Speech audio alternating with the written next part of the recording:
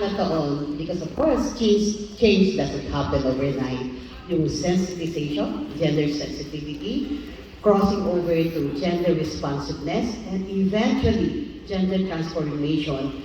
Hindi siyempre iba-iba yung level ng achievement, but I think that's one very big contribution of the Safe and Fair. Na consistently, in human rights kasi, you can always say, oh, tayo tao.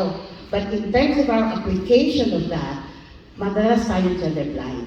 Now, we do not see the difference between the man and the woman, and in the case of migration, yung recognizing that men and women migrants would have different experiences, different journeys, different channels in crossing the borders. And I think mahalaga yun that we become conscious of that.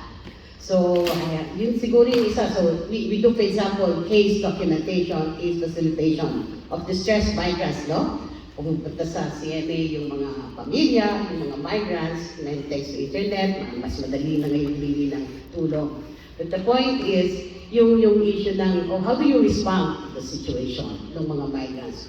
Yung mga very concrete na, in the process of this Safe and Fair program, na i-interrogate, na unpack natin exactly what do we mean by feminization of migration. Then you will realize it's not just about the statistics, it's not just about the numbers. Nagdidipen ka doon sa appreciation ng ang mga kababaihan, as Rex said, they are a lot, and that's not a bad thing, you know, when they take the decision to go abroad. Kasi wala namang kami mapuntahan dito sa atin. But then, ang disturbing for us is, bakit sila ang taas ng educational profile, but a lot of them ended up as domestic workers? What is out there? And then as Rex said, how do you classify domestic work and mental occupation? Precarious.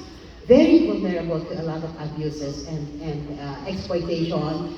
In many countries, still hindi sila covered ng labor and social laws.